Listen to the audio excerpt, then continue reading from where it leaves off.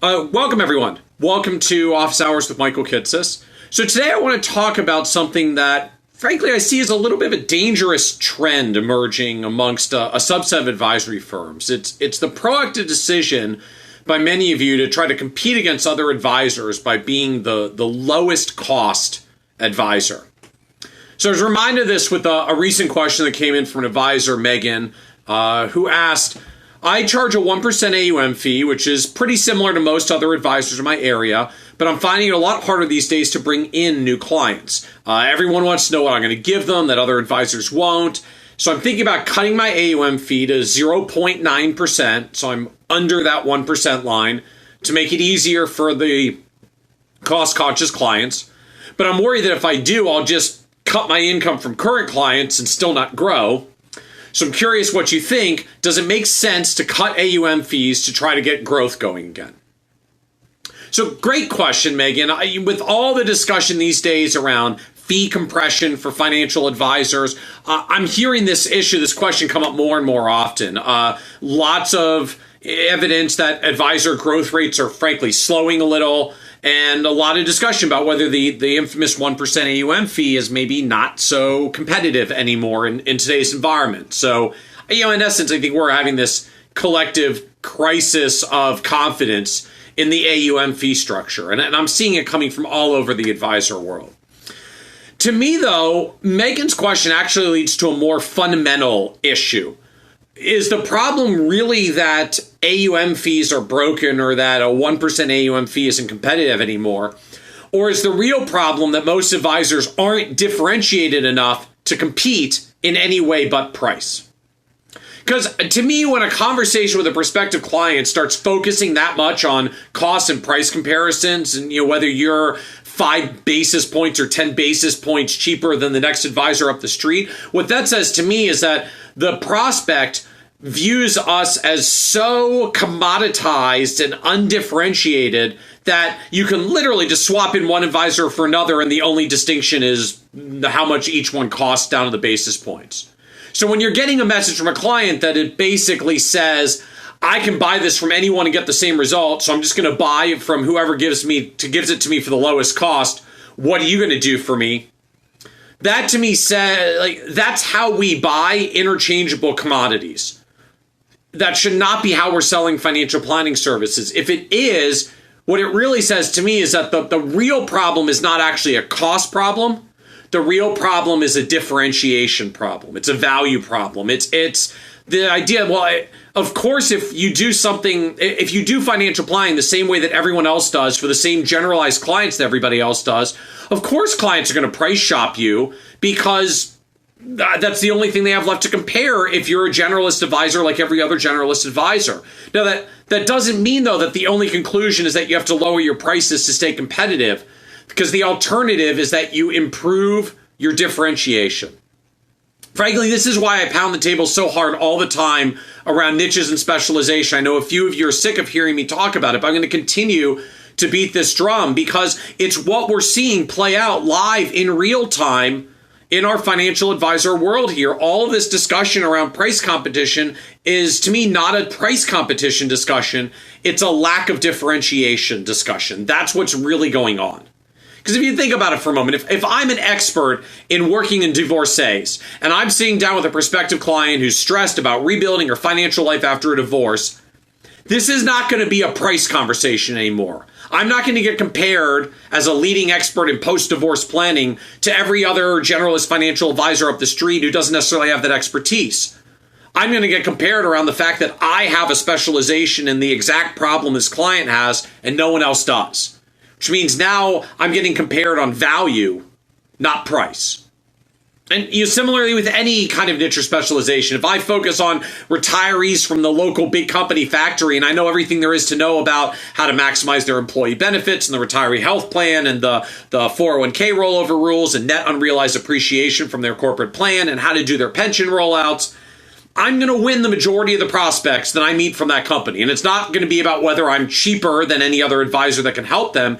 It's going to be driven by the perception that I'm a specialist in their problems and other advisors are not. So simply put, the whole point of differentiating with niches and specialization or just more generally differentiating on value, is that it gets you out of this trap of differentiating on cost.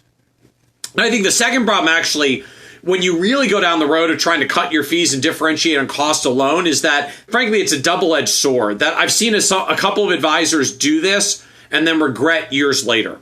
Because here's the problem that occurs. When you compete by being the lowest cost advisor, effectively providing a commodity, what you're going to attract are price-sensitive, cost-conscious clients who respond to that kind of messaging and marketing, who don't actually care about you or the value you provide because you've already made yourself an undifferentiated commodity that competes on price.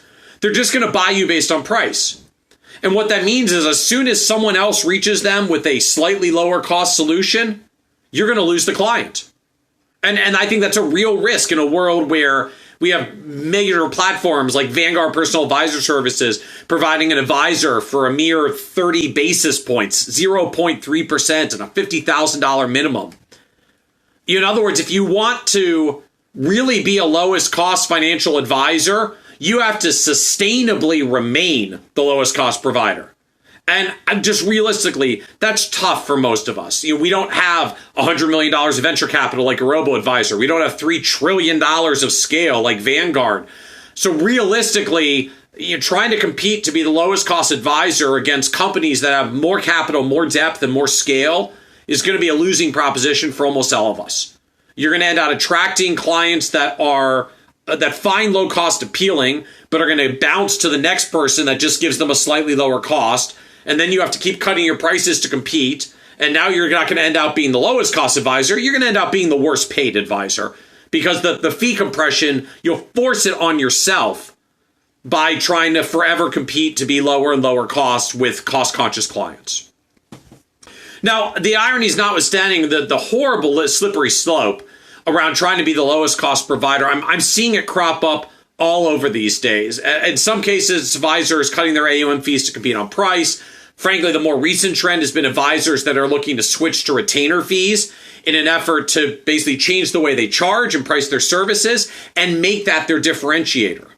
To say, well, sure, I provide financial planning like others, but I do retainer fees and the other people do AUM fees. And we talk about why retainer fees are good and AUM fees are bad. And I'm not really here to bash retainer fees, but be cognizant of why you're doing it.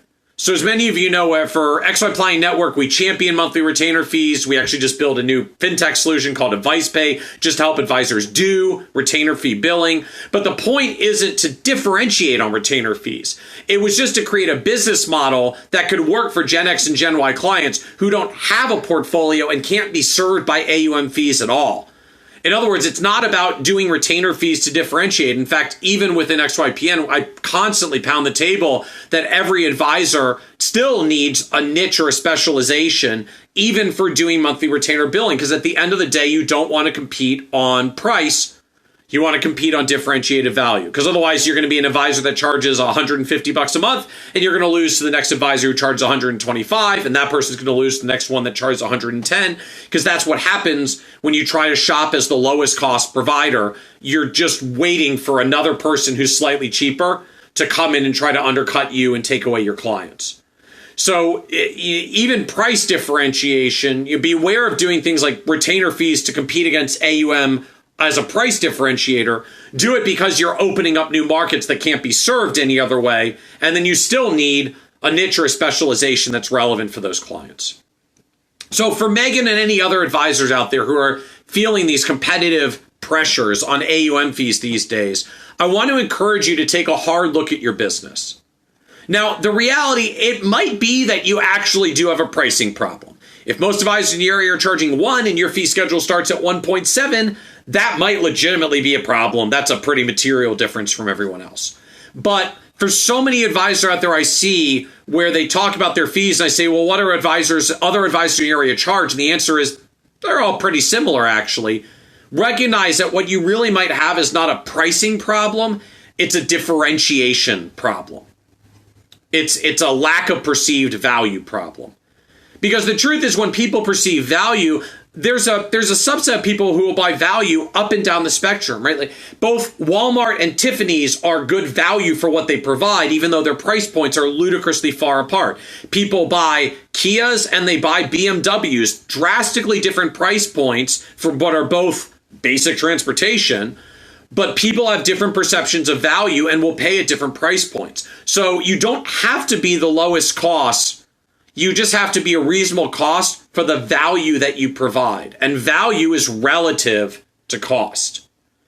And frankly, we see a version of this happening already in the advisor benchmarking studies. If you actually look at what's happening in the advisor space, what we already see is AUM fees have actually remained stubbornly flat. In fact, at some price points, particularly for multi-million-dollar clients, the median advisor AUM fee has gone up in the past 7 years, despite the robo trend and all the rest. But while advisory firms are actually raising fees more often than lowering fees, their profit margins are declining. So they're charging more, but they're taking home less. And the gap in the middle is reinvesting for value. I do think it's legitimate. The pressure is on for all of us. I feel this in our advisory firm as well, to demonstrate the value that we're providing for clients, to differentiate ourselves from the competition. The forces out there are real, and I don't want to be belittling of them. But be very careful when you look at your business to take a hard look and decide, is what you have really a price problem, or is the issue you really have a value and differentiation problem? Because if it's really a cost issue and you're going to get lower cost, be aware you're going to attract cost-conscious clients. If what you're really shooting for is a better value business, you can attract clients that appreciate the value up and down the spectrum.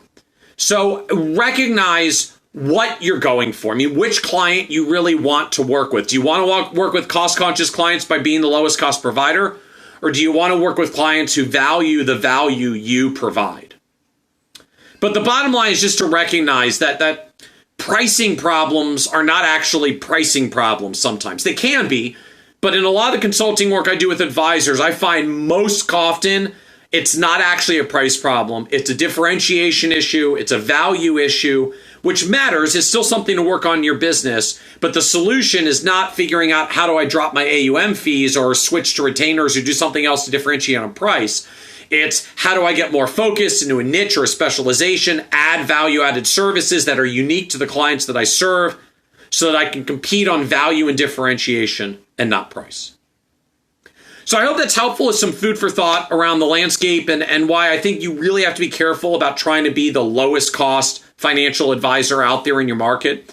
This is Office Hours with Michael Kitces, 1 p.m. East Coast time on Tuesdays. Hope this has been helpful and have a great day, everyone. Take care.